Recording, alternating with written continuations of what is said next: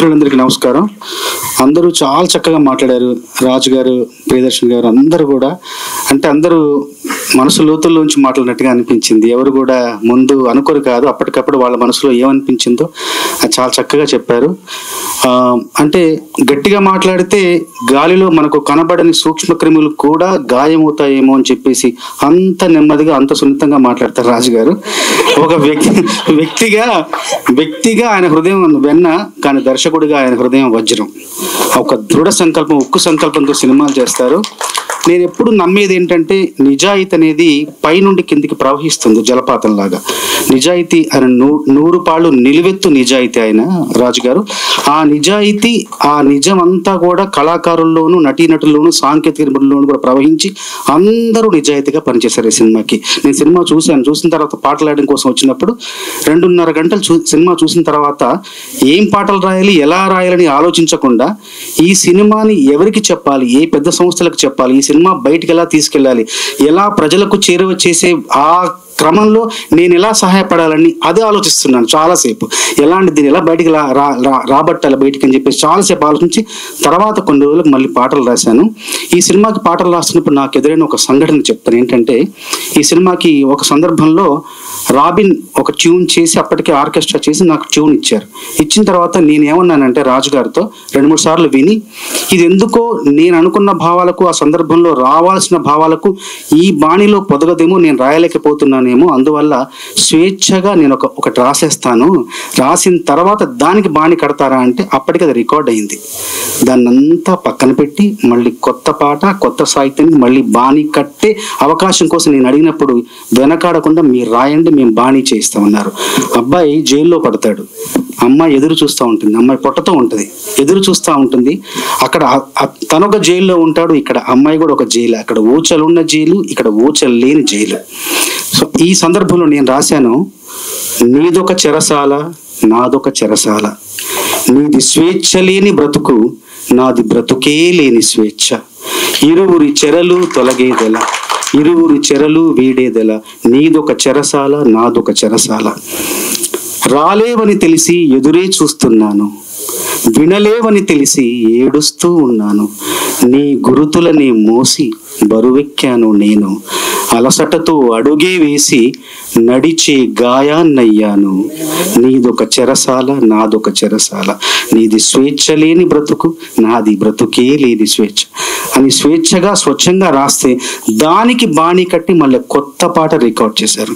అంటే అక్షరానికి, సాహిత్యానికి, సృజనకి వాళ్ళు ఎంత అగ్రస్థానం, ఎంత పెద్ద పీట వేసే దర్శకుడు. కాబట్టి ఇలాంటి మంచి పాటలు రాయగలిగే అవకాశం నాకు లభించింది. కాబట్టి మనస్ఫూర్తిగా రాజుగారికి ధన్యవాదాలు తెలియచేసుకుంటూ, ఈ సినిమాలో అందరిది కూడా ఎంత నిజాయితీ ఉంటుంది, నటనలో ఎంత సహజత్వం ఉంటుంది, ఎంత స్వభావ సిద్ధత ఉంటుందంటే అసలు నటించారా నేను నమ్మలేకపోయాను వీళ్ళందరూ నటన చూసి. మామూలుగా సినిమాల్లో మనం కింద క్రెడిట్స్లో సాంకేతిక నిపుణులను వేస్తాం కదా, ఈ సినిమానికి సాంకేతిక నిపుణులతో పాటు నటనా నిపుణులను వేయాలేమో వీళ్ళకు, అంత బాగా నటించారు. అసలు తేజ, తన్మయి అసలు ఏంటి వాళ్ళు, అసలు నిజమైన జీవితంలో నుంచి మనం చూస్తున్నామా, దొంగచాటికి వాళ్ళని ఇలా చూస్తున్నామా, వాళ్ళ జీవితం ఒక పక్కన నడుస్తూ ఉంటే మనం పక్క నుంచి గమనిస్తున్నామన్న అంత సహజంగా, అంత తర్వాత తన వాచకం ఎంత బాగుందంటే ఎంత చక్కగా మాట్లాడుతున్నారు. అసలు లాయర్ అంటే లాయర్ లానే మాట్లాడారు. తర్వాత చూస్తే ఆయన తర్వాత అందరినీ క్యాస్టింగ్ చేసే డైరెక్టర్ అంట, అది నేను ఆశ్చర్యపోయాను. పవన్ బాబు, నువ్వు నా పాటను పొగడవని నేను పొగడట్లేదు బాబు, నేను నిజంగానే పొగుడుతున్నా. అసలు జైల్లో ఒక మనిషి ఎలా ఉంటాడు, అతని మానసిక స్థితి ఎలా ఉంటుంది, అతని ప్రవర్తన ఎలా ఉంటుంది, ఎంత గందరగోళానికి, ఎంత అయోమయానికి గురయ్యి ఎలా వాళ్ళు ప్రవర్తిస్తారన్న దానికి అలా సాక్షాత్కారం. అసలు ఆయన చూస్తుంటే ఎంత బాగా నటించారో. మీరు ఫ్యాక్షనిజం లాగా అందరూ కూడా ఇవన్నీ చూస్తుంటే ఈ సినిమా ఎంత గొప్ప విజయం సాధించబోతోంది, నటనా పరంగా ఎంత పై మెట్టులో ఉంది సినిమా పరంగా అని నేను మనస్ఫూర్తిగా నమ్ముతున్నాను. అట్లాగే ప్రియదర్శన్ గారిని ఒక గొప్ప నటుడిగా ఆయనకు జన్మనిచ్చిన మల్లేశం సినిమా ఎలాగైతే ఆయనకు జన్మనిచ్చిందో, ఈ సినిమా ద్వారా ఎంతో మంది నటన నిపుణులకు మరింత జన్మనివ్వాలని, కొత్త జన్మనివ్వాలని, ఆ జన్మ వాళ్ళ జీవితానికి కొత్త బాటలు వేయాలని మనస్ఫూర్తిగా ఆశిస్తూ చిన్నవాళ్ళు కాబట్టి ఆశీర్వదిస్తూ నాకు 3 పాటలు రాసే అవకాశం ఇచ్చిన రాజు గారికి మరొక్కసారి ధన్యవాదాలు తెలియజేసుకుంటూ, నేలపైన పువ్వులన్నీ అక్షరాలయే, నింగిలోన రంగులన్నీ కాగితాలయే, నీకు నాకు లోకమంత ప్రేమ కవితాయే, ప్రేమలోన ఈ క్షణాలి శాశ్వతాలయే, ఇంకేమీ వద్దంట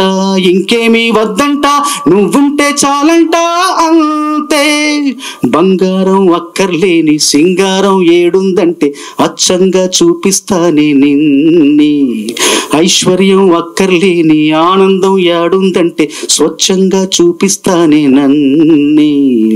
ఇలాంటి మంచి బాణీలకు మంచి సాహిత్యం రాసే అవకాశం వచ్చింది. మరొకసారి రాజుగారితో ఒక అనుబంధం చెప్తారు.